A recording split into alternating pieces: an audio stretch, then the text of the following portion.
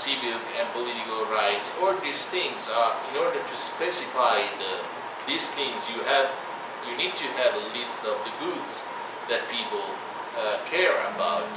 And so Hooft, Liao, and Renzo argues that even if you adopt non-instrumentalism, you still need to have a reference to interest. And this is not inconsistent. I mean, you can have both. Now, with Tasiulas and Nigel, and also Benar, Leif Benar, and others, they think that there are good reasons to believe that relying on moral status only will never deliver the list of human rights we are accustomed to. So that's the point I was making.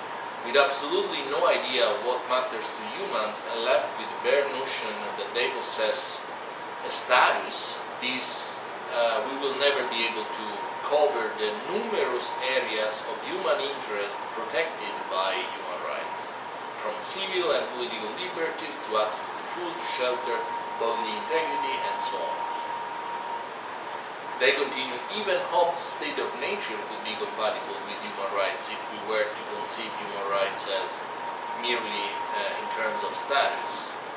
If the constraint on social design is merely that of attributing humans a high status, in the state of nature of Hobbes, all individuals have unlimited freedom as a law of nature, which is tantamount to recognizing to everybody a rather high status, after all. So they are saying without reference to human interests, you will never get to human rights as we know them.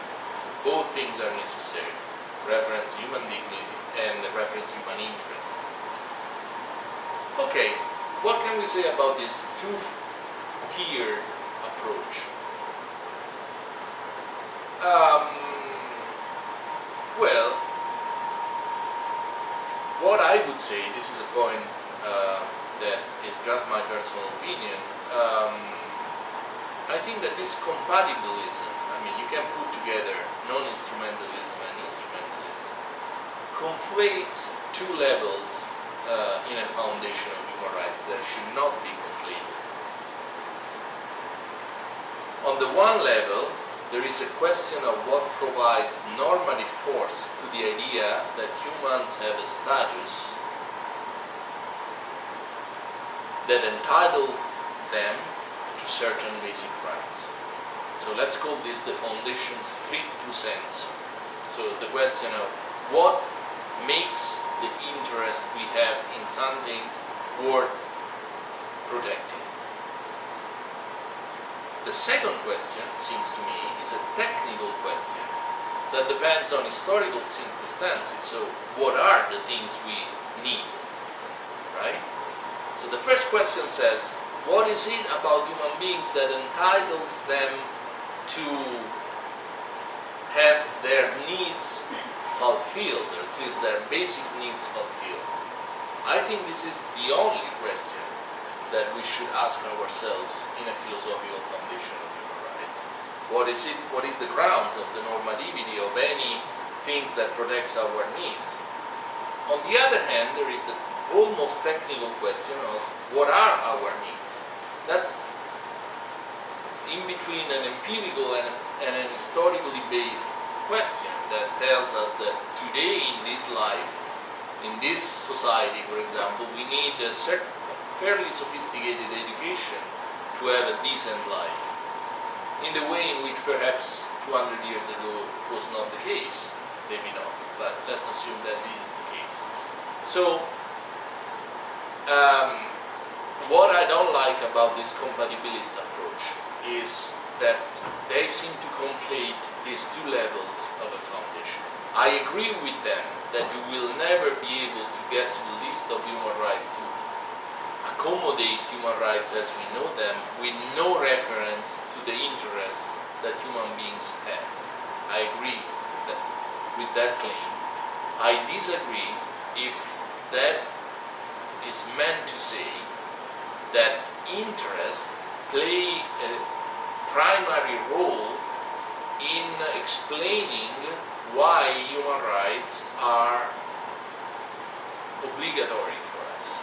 Because the explanation of that fact is exclusively on the shoulder of the other question, of the other pillar that compatibilists recognize, which is why we have a status, why we have a certain ground to say that we have human dignity. So, yeah, I hope I was clear enough about this point, but it is an important point because compatibilism, this kind of syncretic approach, let's put together instrumentalism and non-instrumentalism because this is going to get us close to what we're looking for, is an appealing theory, but I think it hides a deep and serious conflation and mistakes in the business of a foundation. Let me finish by mentioning two other non-instrumentalist positions. I will talk about the political interpretation tomorrow, there is no more time. The first one is the one proposed by Alan Gewirth. I have already mentioned Gewirth as a sort of antecedent to Griffin. Gewirth proposes a sort of transcendental argument in which one starts from the idea that we are all purposive agents, we all act for some good that we consider as worth pursuing. Now, since freedom and well-being are necessary conditions for the pursuit of any end, it follows that we are constrained to be interested in freedom and well-being, which is equivalent to say that we want freedom and well-being of all to be protected through human rights. The second non-instrumentalist position I wanted to mention is that by Catherine Flickschuh, colleague of London School of Economics, a contemporary thinker.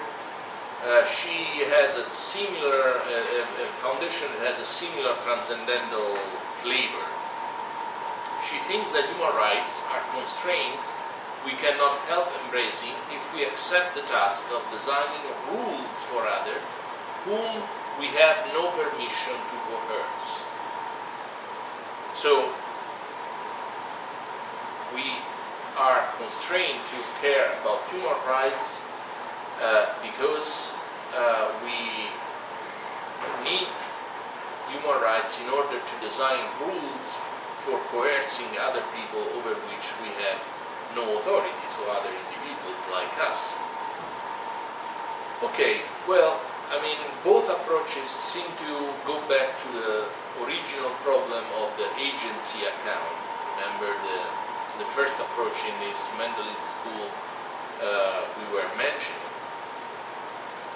Appealing to agency and to the conditions of its possibility will never take us even close to what we usually include in human rights, as shown by the example of the slave as a fully purposive agent that I was giving you. And regarding Flickschuh, I think she begs the whole foundational question by assuming that legislators ought to deliver laws under the constraints that she imagines. So, I mean, what we are looking for is an explanation of why these constraints are obligatory, why the legislator should have these constraints, not the fact that legislators are to design laws according to these constraints. So, I think that Flickschuh is led to this question-begging strategy by a certain interpretation of the metaphysics of morals, but we don't need to go into the details of this. So far, leaving the political view for tomorrow, I hope that I've shown you and convinced you to a certain extent that the instrumentalist school makes the fundamental mistake of conflating interest and rights.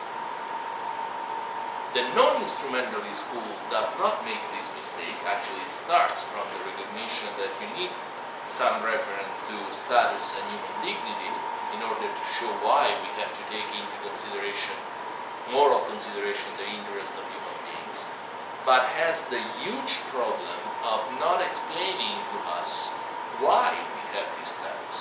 remember Nagel's point, don't ask me why we have human dignity, because we have to stop somewhere. We have to stop at one point in our foundation, otherwise we keep on going in an infinite regress. It may be the case, is my reaction, but then you should be honest and say there is no foundation of human rights. I mean, the whole foundational approach question is misplaced, because we will never be able to give a foundation of human rights. If all there is in a foundation is an appeal to human dignity, right, that's exactly the strategy of the documents, right? The Universal Declaration, the treaties, they all start with the assumption that humans have dignity and that human rights derive from this dignity, are an expression of this dignity. Okay, fine.